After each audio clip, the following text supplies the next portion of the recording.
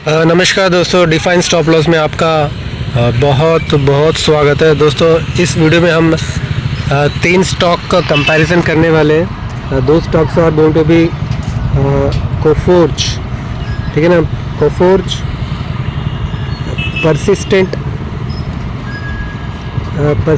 and TCS। These are the 3 stocks which are going to do comparative analysis और फिर हम देखने की और जानने की कोशिश करेंगे इन तीनों स्टॉक्स में कौन सा हमें बेहतर लग रहा है। तीनों एक ही इंडस्ट्रीज है, all the stocks are from IT sector. Now we will compare one by one and we'll try to analyze and see which stock is looking stronger and which stock is looking weaker.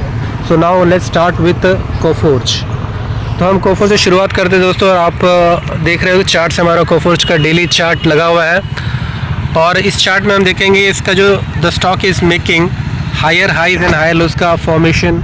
You can clearly see the stock is moving in upward channel, जो कि positive माना जाता है। डाउ theory के हिसाब से higher highs and higher lows का फॉर्मेशन को एक पॉजिटिविटी माना जाता है। तो the stock is making higher highs and higher lows and every time the stock is shifting its lows, हर बार अपने लोज को ऊपर की तरफ शिफ्ट कर रहा। In the same way the stock is shifting its highs also every time.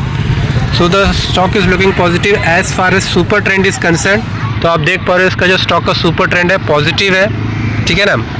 And moreover not only the super trend is positive, the stock is also trading above 20 day simple moving average. 20 day simple moving average के ऊपर stock trade कर रहा है and the slope of the 20 day moving average is approximately at 40 degree का जो angle बनाता हुए stock ऊपर की तरफ चल रहा है। स्टॉक अपने आप को 20 डे SMA के ऊपर भी मेंटेन कर रहा है। यहाँ पे एक बार देखो तो ये नीचे आया था 20 डे के, बट सस्टेन नहीं हुआ। यहाँ पे भी एक बार नीचे आया था लेकिन सस्टेन नहीं हुआ, फिर बाउंस बैक कर लिया। So the super trend is continuously positive and the stock is maintaining itself above 20 day SMA, ठीक है ना दोस्तों। और जहाँ तक इसका 50 डे SMA का सवाल है, the stock is also maintaining above 50 day SMA। 50 day SMA के ऊपर है स्टॉक, जो कि मतलब एक पॉजिटिविटी को मीडियम टर्म, जो स्टॉक का मीडियम टर्म है that is positive, that is what above 50 day SMA हमें बता रहा है। और जहाँ तक स्टॉक का RSI का सवाल है, the stock is comfortably placed above 61.78। RSI 61.78 है, मतलब स्टॉक में अच्छी खासी तेज़ी है, ठीक है ना, नो डाउट अच्छी खासी तेज़ी है। And as far as ADX is concern, तो यहाँ पे आप देख पा रहे हो the ADX is at ADX का जो वैल्यू है वो निकल के आ रहा है 17। तो 17 का ADX का मतलब ये है कि the stock is in the stock एक रेंज में फंसा हुआ है, स्टॉक इज़ कंसोलिडेटिंग, ठीक है ना। RSI हमें कह रहा है कि द स्टॉक ट्रेंडिंग है क्योंकि 61 के आसपास है, लेकिन हमें जो ADX है, ADX is telling that the stock is in stock के रेंज, वो आपको दिखाई भी दे रहा है, ठीक है ना। एक रेंज के अंदर स्टॉक इस तरीके से मूव कर रहा है, ठीक है, right. And as far as it's weekly chart is concern, एक बार हम इसे वीकली में भी कन्वर्ट करते हैं so that we can get a clearer picture and what the weekly chart has to say. तो आप इसका वीकली चार्ट में देखोगे, वीकली चार्ट में भी इसका जो सुपर ट्रेंड है पॉजिटिव है। डेली चार्ट में तो सुपर ट्रेंड के बेस से काफ़ी ऊपर है, लेकिन वीकली चार्ट में अभी तरोताज़ा पॉजिटिव हुआ है, ठीक है ना। जस्ट जो अभी इस कैंडल ने ही इसी कैंडल ने मतलब आपको वीकली को पॉजिटिव किया हुआ है, ठीक है ना। और जहाँ तक RSI का सवाल है, RSI इज़ एट 54.41, ठीक है ना। डेली में 61 है, मतलब अच्छी तेज़ी है। वीकली में 54 है, मतलब तेज़ी है, लेकिन थोड़ा सा डेली के कंपैरेटिवली थोड़ा सा कम तेज़ी है, ठीक है ना। तो आपका जो chart it's looking very good, ठीक है ना। अब इसमें हमारा स्टॉप लॉस कहाँ निकल के आएगा, because that is what we have to, यदि हम इसमें एंटर करते हैं तो what is to be going to the, हमारा जो स्टॉप लॉस क्या रहेगा, that has to be our invariably the 20 day SMA। Stock यदि 20 डे SMA के नीचे आ जाता है विच इज़ एट 1446, 1446 का जो है, this is our stop loss, this is going to be our stop loss. If the stock falls below 1446 then we can plan of exiting from the stock, और otherwise, और ये जो super trend आपका negative हो जाता है। If you are an aggressive trader, यदि आप थोड़ा सा एग्रेसिव स्टॉप लॉस चाहते हो तो देन स्टॉप लॉस का जो सुपर ट्रेंड का जो बेस है, मैं आपको दिखा देता हूँ सुपर ट्रेंड का बेस कौन सा है, ताकि कोई डाउट ना रहे। सो सुपर ट्रेंड का जो बेस है डैट इज़ एट 1358, ठीक है ना, 13, ये जो है इसके नीचे आता है तो you can exit in the stock. In that case your stop loss is going to be little bit higher, थोड़ा सा स्टॉप लॉस बड़ा बैठेगा। यहाँ से यहाँ तक का जो स्टॉप लॉस है इट इज़ अप्रोक्सीमेटली 10% का स्टॉप लॉस है, ठीक है ना।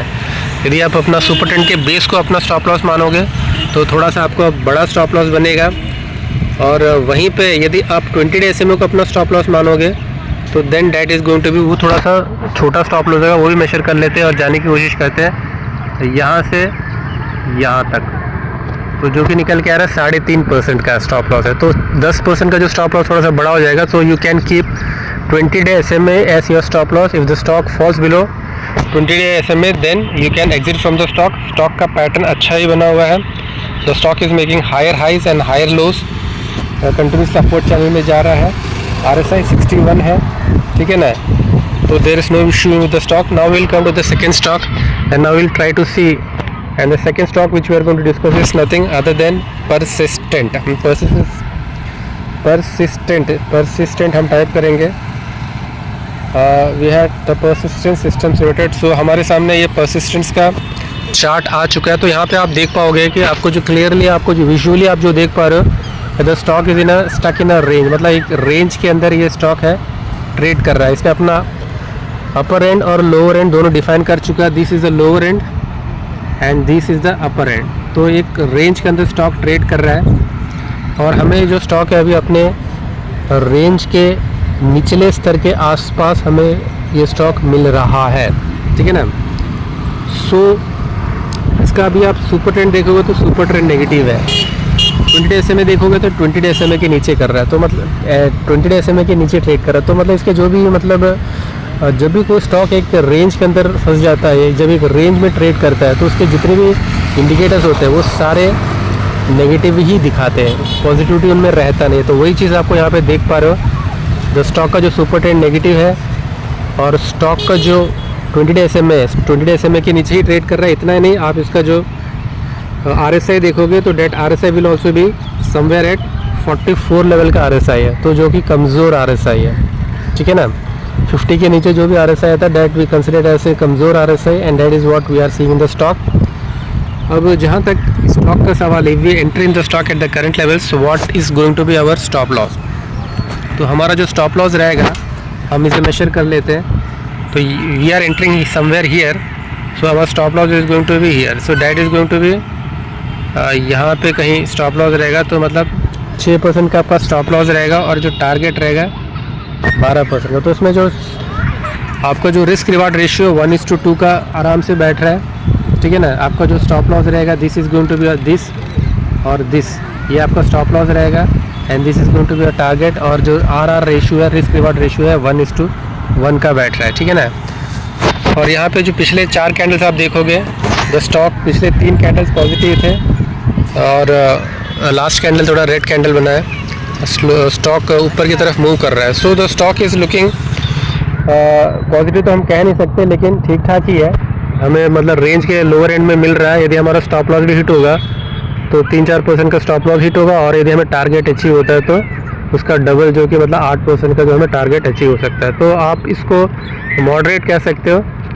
Coforge was looking very exactly very good, अच्छा लग रहा था। लेकिन जहाँ तक पर्सिस्टेंट है, पर्सिस्टेंट इज़ लुकिंग एवरेज, ठीक है ना। अब हम आ जाते हैं दिग्गज कंपनी TCS में आ जाते हैं, Tata consultancy service.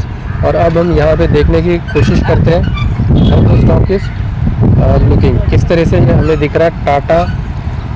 Tata consultancy हम टाइप करते हैं, टाटा कंसल्टेंसी।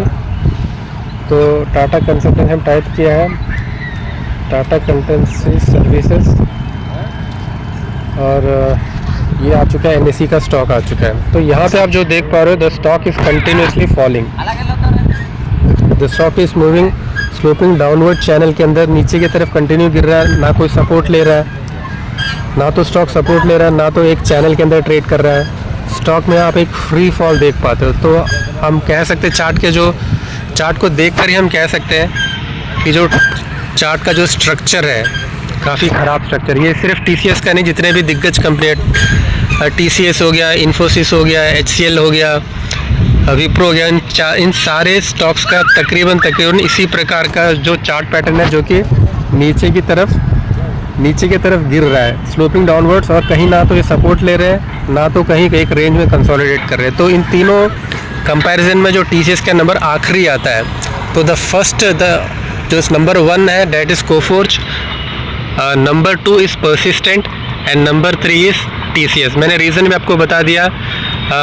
कोफोर्ज को नंबर 1 इसलिए मिलता है क्योंकि स्टॉक है जो अपने higher highs and higher lows का फॉर्मेशन बनाता है, ऊपर की तरफ मूव कर रहा है। RSI 61 के लेवल पर है, सुपर ट्रेंड पॉजिटिव है, 20 डेज के ऊपर ट्रेड कर रहा है। That's why Coforge is getting number 1। और जहाँ तक परसिस्टेंट का सवाल है, इसको नंबर 2 इसलिए मिल रहा है क्योंकि एक रेंज के अंदर फंसा हुआ है और हमें रेंज के लोअर एंड में मिल रहा है। भले ही इसका सुपर ट्रेंड नेगेटिव हो, सुपर ट्रेंड भले ही नेगेटिव हो, इसका बॉलिंजर बैंड 20 डेज में के भले ही ट्रेड कर रहा हो, लेकिन उसका रेंज डिफाइन हो चुका है, अपर एंड लोअर एंड दोनों डिफाइन हो चुका है। लेकिन जो TCS में आप देखोगे, सो the stock is in a free fall, कहीं सपोर्ट नहीं बन रहा है, कहीं कंसोलिडेट नहीं कर रहा है, इसलिए TCS को नंबर 3 दिया जाता है। तो दोस्तों फिर आज के लिए हम इतना रखते हैं। दोस्तों आप हमारे चैनल में पहली बार आए तो कृपया करके हमारे चैनल को लाइक कीजिए, कमेंट कीजिए, सब्सक्राइब कीजिए। दोस्तों अपना प्यार हमें इसी प्रकार देते रहिए। फिर किसी वीडियो मिलेंगे, तब तक के लिए धन्यवाद, शुक्रिया, शब अगर बात, टेक केयर, अपना ख्याल रखिए और अपनों का भी ख्याल रखिए। बहुत बहुत धन्यवाद।